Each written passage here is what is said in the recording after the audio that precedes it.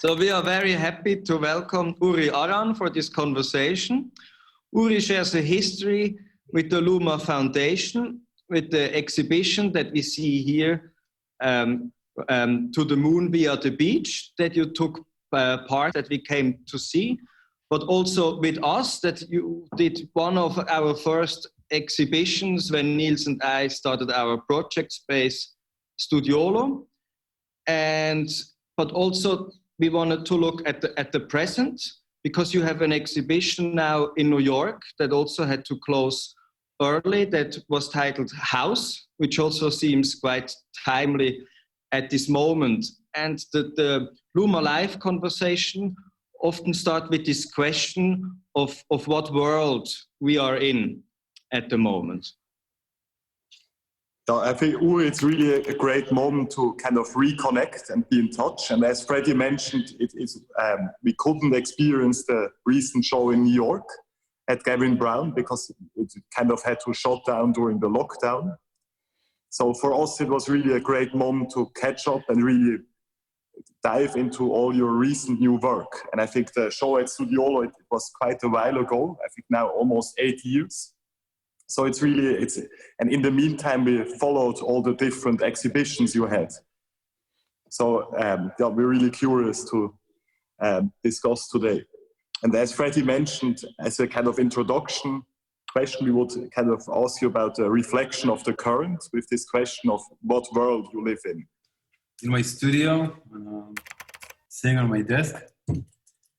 And at the moment, the uncertainty of where this conversation leads to, or my lack of confidence in terms of my answers, the continuation, or my ability to project smart or dumb answers or some charisma or boredom to the viewers are as certain as, I would say, on a miniature level as this common denominator, I think that is the hardest thing for everyone to grasp at the moment, uncertainty. So yeah, without getting too much into political aspects, just basic uncertainty. Uncertainty was also very present in that show, because I remember when we came to see your contribution, we were sitting there like in the hot sun, and you were doing this performance movie production that was on the other side of the arena, and like the whole scenario and situation was in a way really based on this uncertainty that you were talking about. And maybe to explain, this was an exhibition that was conceived by Philip Perino and Liam Gillick, and then curated by Tom Eccles, Liam Gillick, Hans-Ulrich Obrist, Philip Perino and Beatrix Ruf, before the museum in Arles was being built. And it really transformed the iconic amphitheater in the center of Arles in this moon landscape with like actual sand artists, I think, that built the landscape. And it had works just everywhere around, like from Daniel Buren to Lawrence Wiener, Clara Leiden, Birkli Tiravanisha, with the actual astronaut Fischli and Weiss, the Klingklong stone that kind of landed like a meteorite in the middle of the sand and made this sound.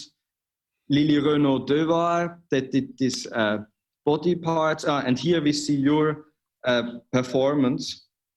And as we were sitting here in the heat under these silver umbrellas.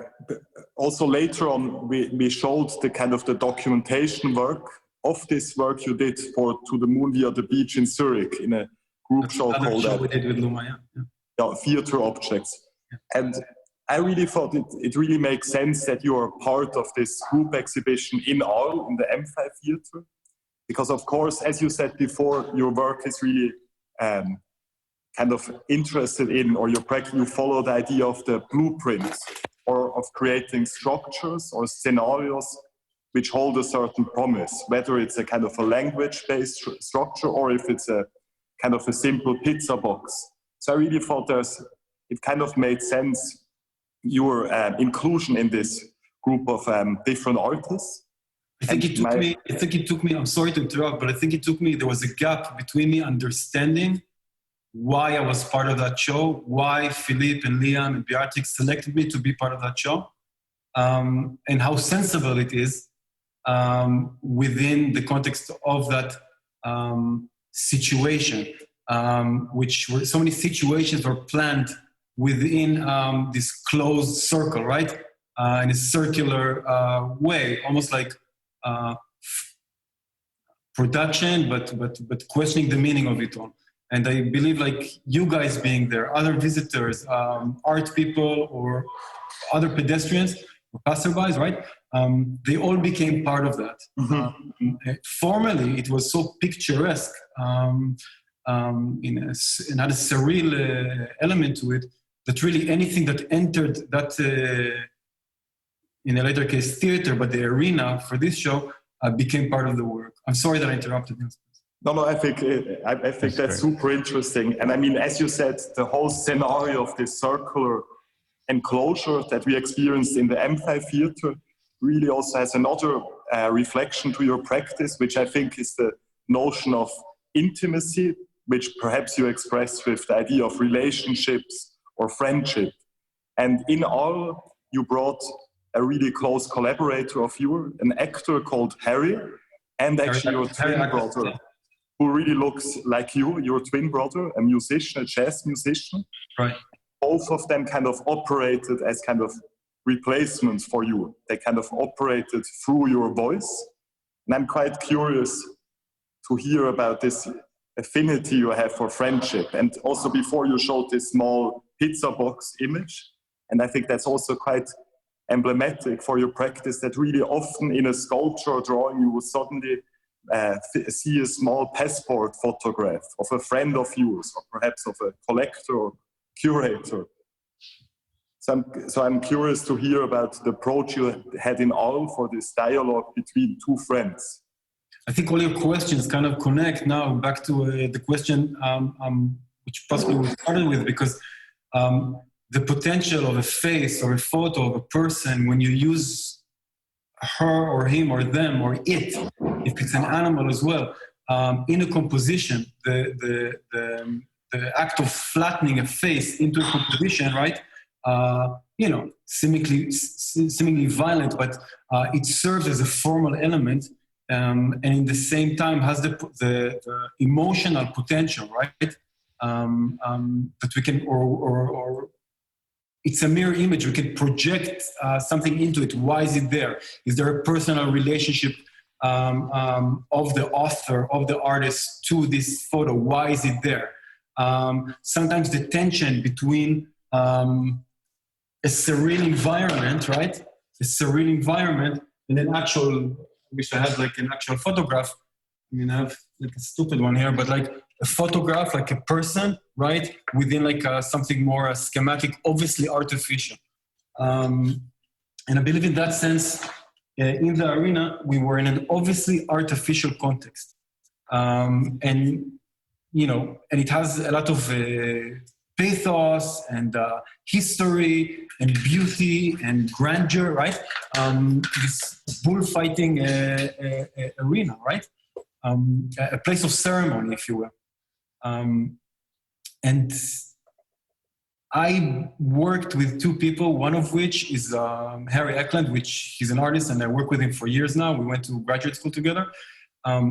Harry has comes from England and has a mind, a voice, and a talent to expand and redeliver in a way things that I ask of him in terms of text or words in a way that does something that I cannot.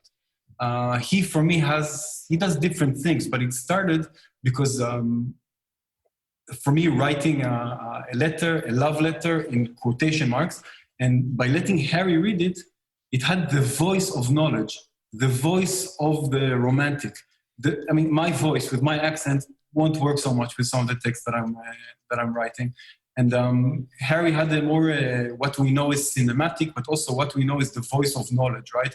This sort of like Cambridge, male, English educated voice, right? That fortunately or unfortunately, we associate in terms of easily digested modes of popular culture production is the voice of knowledge. So Harry is like, we've been working together for years, and he knows more and more what to do with my text. Many times I would write a text, Harry would read it, I would record it, and according to how he said it, I will re-edit the text and deliver the final product as a voiceover or a video. With my brother, you know, he looks like me. That's maybe unconsciously less interesting for me, but also he can do things that I can't. And I can really say that he looks like me, more or less, but he can do things that I cannot do. He has a lot more humor, he's better with his body, and of course he's a musician, a trained musician. So with those two, we created a scenario of two friends, with quotation marks, and we used references. We did two things. We used references of two cinematic or literary friends from movies, or from Laurel and Hardy and Tom and Jerry, and I mean, you name it. And they were naming them and acting them. And we also did very, very simple reenactments of someone getting into a bus and the bus driver asking him for like the fare. Or like someone coming into a corner shop and getting bubble gum. And all these very simple, straightforward things were obviously problematized through the way they delivered it and also improvised. Yeah, and you know, I made the movie while it was happening and I shot, but it was more the action of actually doing it in the arena rather than the final delivery of a video or a movie from it.